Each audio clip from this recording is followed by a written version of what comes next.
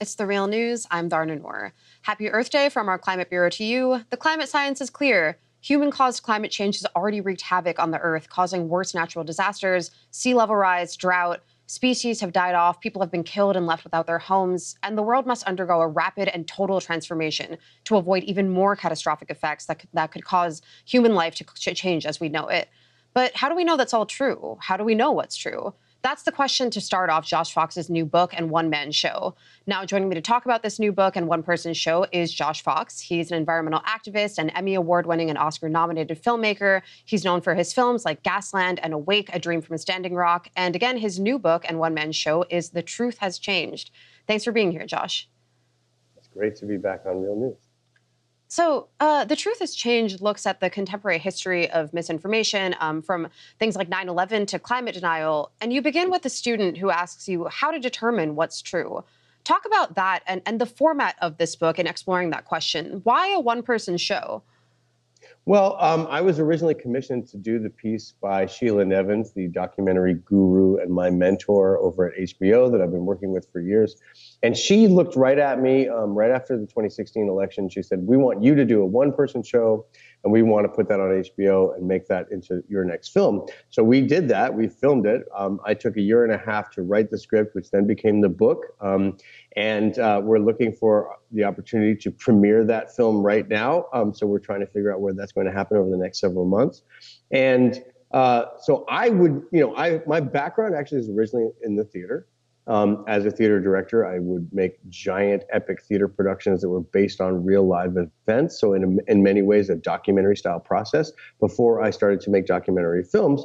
And so this was sort of going back to my roots as a performer, and as a person who, when we toured Gasland, when we toured Gasland Part 2, when we toured How to Let Go of the World, which we toured extensively all across America, Europe, Asia, I would go with the film, and then after the film, answer people's questions, tell stories, anecdotes, and that became a kind of performance. That became a kind of way that people knew me in the world. And then, of course, going out on the road with Bernie Sanders, doing speeches and lectures on the circuit and all those kinds of things, being very comfortable in front of people. And this really brings me back to my days as a performer, where I'm performing the new documentary. I think of it as a spoken documentary, where I, instead of filming these things, I tell you what happened in a Spalding Gray type of style. And when I was performing the piece in a sort of workshop capacity in New York City, the brilliant Dan Simon, the publisher for Seven Stories Press, was like, "This is an amazing book. We have to make this into a book." And so we put the book out, and right now we're waiting for the film's release, both in theaters and on television. We'll see how that goes forward. But I'm also still performing the piece. So take a look out for it. We did a 22 state, 40 city tour, something like that, in the run up to the midterm elections. And I believe we're going to start performing it. I'm going to start performing it again on the road in the next couple of months. Cool. Send us a schedule and we can let folks know where to check it out. And again, the book and your show deal with the concept of misinformation, which isn't new, obviously. You point to the story of Thanksgiving as an old example. But you sort of... The original fake news. Yeah, exactly. The original fake news. But you sort of learned about the power of these misinformation campaigns when you were taking your 2010 film Gasland, which is, of course, about the dangers of fracking, on tour. You write about how you were the subject of a smear campaign by the gas industry, a funded group called Energy in Depth. And then when you toured with Gasland Part 2, the gas industry started making its own films. One of the people who made them was Andrew Breitbart, who back then wasn't really a household name. Talk about those experiences and what they sort of taught you about the nature of this kind of misinformation campaign. Well, when I first took on this assignment, I thought of it as really my reporter's notebook, frontline eyewitness accounts, everything from 9/11 to the BP oil spill to Standing Rock. And I was really wanting to bring out that frontline reporter's feeling. But then I realized that there was a completely other through line throughout all of these events in my life, and that was smear and misinformation and propaganda. So when I look at 9/11 was something that we New Yorkers went through very vividly. It was one of the, obviously anyone who was here for that will never forget what happened that day, that week, that month, that year. And realizing then how our grief was manipulated into rage, and we were being told to go and kill people in foreign countries that we never met before, that we would never meet, that had absolutely nothing to do with this crisis, like in Iraq. That twisting of the messaging from the Bush administration from a kind of grief and sorrow into rage and violence was one of the most slick and destructive events in American history. Then looking at the BP oil spill through the eyes of someone on the ground, watching how, we were being told again and again that the oil has disappeared, that the dispersants that we are spraying over the ocean are okay, and that we were not being allowed to see the actual oil spill. We saw tar balls on beaches and we saw oiled pelicans, but when I was one of the first planes to fly over the oil spill at a height that you could actually see it from. Most planes were directed much, much, much higher. So we got clearance to fly lower. We saw the extent of the spill, and it was absolutely apocalyptic and devastating. And realizing if they could cover up the BP oil spill and not show it to the American people, what else are we not seeing? Obviously, that led me down the path of trying to undo and take apart the smear campaign against my films, Gasland Part 2, where the oil industry, led by people like Philip McAleer, James O'Keefe, Andrew Breitbart, Steve Bannon, came after me with a $50 million smear campaign that lasted years and years and years, that went after me in every possible aspect of public life and private life. They published my address. They encouraged people to drive by my house. I received nonstop death threats. They bought my name and the name of the film Gasland on Google. So when you Google searched my name, the first search result would be their smear campaign against my film. There was an arson on my property. But beyond this, it was really challenging the truth of my reporting itself, saying fracking doesn't contaminate groundwater. Fracking is just fine. Those chemicals just came from somewhere else. You can light water on fire naturally. Right. These were the things that they were doing. They were doing damage to the truth. So yes, when this student at one of these screenings very innocently, very profoundly, very sincerely asked the question, how do we know what's true? You say all these things about fracking and how climate change is real and fracking is bad, but we can look on the internet and see that the opposite of all those things are true. So how do we know?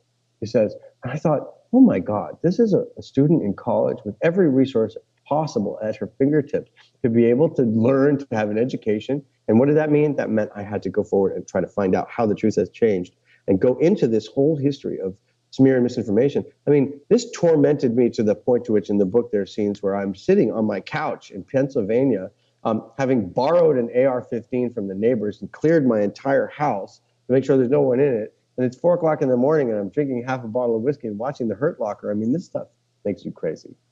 And it doesn't just make me crazy, it makes the whole electorate crazy. Because what they did to me in 2010 through 2015 is what they then turned around through Cambridge Analytica, Steve Bannon, through Google and Facebook, did to the entire American population in the election of 2016 by totally distorting the facts on everything from Donald Trump to the Russians to Hillary Clinton to Pizzagate to whatever, to climate change to what have you. Yeah. And now we're seeing the complete onslaught against truth by the Trump administration. Yeah, and a big theme of your book is the way that they sort of use these, this method of essentially psychological warfare to spread this misinformation.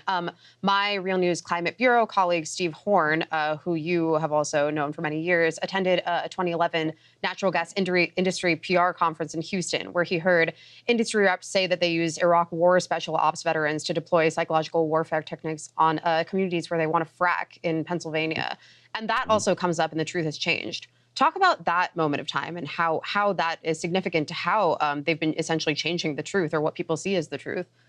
Well, I wanted to put people in the mindset of the journalist or the scientist who's getting completely attacked and berated by a very, very powerful industry. I wanted people to really understand what that's like on the inside so that they could see themselves through the eyes of what happened to me and understand that that's what happened in the course of the 2016 election, okay? These people are trained to get inside your mind. They knew everything about me.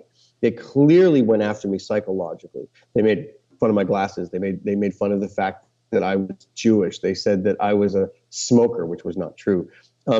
They psychologically try to undermine you so that you stop believing in your own convictions, or they take your greatest convictions and they start to turn those things against you. So in 2011, when they were literally following me around the country and going to Q&A sessions and taping my responses and then rearranging the words through their editing to make me say things that I had never said, this was a time of incredible paranoia, and they do get underneath your skin, and you do feel like at every minute you don't know what's real. It's very, very difficult. Now, Cambridge Analytica, through Google and Facebook, now have Cambridge Analytica doesn't exist anymore. They changed their name. It's now Data. And Steve Bannon has a brand new project with $100 million worth of backing to consolidate white nationalists and nationalist groups all across America and all across Europe to wreak havoc on the world. And what they have access to is your personal information in the same way that they had access to my personal information. So Cambridge Analytica amassed 4,000 to 5,000 data points on every adult American. And what did that mean? That meant that because of your Facebook feed was different than somebody else's Facebook feed, and they knew your psychographic data, your intimate psychological makeup, that they could target ads specifically designed towards your personality type and your demographic and your personal and political convictions. So for example, if you if they showed that you liked things that were softer or more mild, then all of a sudden Donald Trump is being seen, with puppy dogs and white clouds behind him, and some kind of a soft, mild version of Donald Trump. If you were like a rugged individualist, then you might see Donald Trump in an ad, with weaponry or more hard edges, so that only those specific psychological types were going to get a certain type of ad. And advertising, as we all know, is very, very deeply effective. It's especially effective when you can hit your target dead on. And that's the kind of technology that they use. They also did a lot of misdirection. There was a lot of attacks on Hillary Clinton, for example, as a person who supported fracking. Now, she did support fracking. However, myself and Bill McKibben and many other amazing environmentalists were on the Democratic Platform Committee, and we had come to compromises with the Clinton administration, and we had made enormous headway. But what did the Cambridge Analytica sponsored ads do? Well, they played up Hillary Clinton's pro-fracking background. They downplayed any progress that we had made, and they tried to funnel people in our movement, the anti-fracking movement, over towards Jill Stein. The more Clinton voters they could siphon over towards Jill Stein, the greater they had a chance of Donald Trump winning. That's called misdirection. That's one of the many techniques of propaganda and misinformation that they use. And in order to know that, you have to know people's political leanings, you have to know their psychological type, you have to know their anger, all those kinds of things. And they can deploy that very effectively through the data that's being sold on a daily basis by Google, by Facebook, by all the social media. We're going to come back for a part two where we're going to talk more about that misinformation campaign. But I want to end this part by asking you about the end of your book. Your book, of course, ends at Standing Rock, where you filmed your most recent documentary, Awake. What did Standing Rock teach you about this sort of misinformation campaign and resistance to it? Well, I think it's really important to understand and remember that we won at Standing Rock, right? All of that effort, all of those months and months of campaigning, the building of the camp, all the civil disobedience action, and all of the coalition building that happened there resulted in Obama stopping the pipeline. So we actually won. Those tactics won. And what was there? A coalition of people from so many different movements, obviously led by the indigenous sovereignty movement out of Standing Rock and the 500 indigenous tribes that showed up in support, but then joined by the climate movement, by the anti-fracking movement, by members of the economic justice movement. There was Black Lives Matter at Standing Rock. People showed up as this intersectional fight for truth, for justice, for the climate, for water. That's the kind of coalition that we have to build, and those are the tactics that we have to express ourselves with. If we had 30,000 people like you had at Standing Rock surround the White House and refuse to leave, you would have a national crisis, and that's what we would need. We'd need to address this incredible injustices that are happening in America right now through those types of actions. That worked. And I think it can work again. That's what the only thing that's ever changed America. When you look at Susan B. Anthony, when you look at Martin Luther King, when you look at all these incredible civil disobedience movements that won real gains, that's what we have to do. And when you think about it, all of the climate goals and all of the climate tactics and processes, and I'm talking about the climate movement here, are intersectional. So we need the people from the different walks of life, the different movements in America. And America is a nation right now of oligarchs and movements. We have incredible movements in America. When you think about the anti-war movement, the Fight for 15, the fight for economic justice, when you think about Medicare for all, these are all things that climate activists share a great amount of intersectional goals with. We need to have Medicare for all as we have renewable energy, as we get off of fossil fuels. We need to have criminal justice reform. We need to be able to get rid of the Electoral College, which has installed the last two incredibly conservative administrations, Trump and Bush, in this America that did not elect those people by majority rule. We need to be able to take back the reins of power. That's what we saw at Standing Rock. Remember, we won at Standing Rock. We lost the election. The election was, a horrible travesty, and the Electoral College has got to go. But what we can learn from Standing Rock is that coalition was enormously strong. It inspired the world. It inspired this nation, and we have to do it again. All right. Well, we'll pick up in part 2 and talk a little bit more about how to continue that legacy. Josh Fox's new book and one-man show is The Truth Has Changed. It will soon also be a documentary. So thanks for being here again, Josh, and we'll pick it up in part 2. Awesome. Thank you. And thank you for joining us on the Real News Network.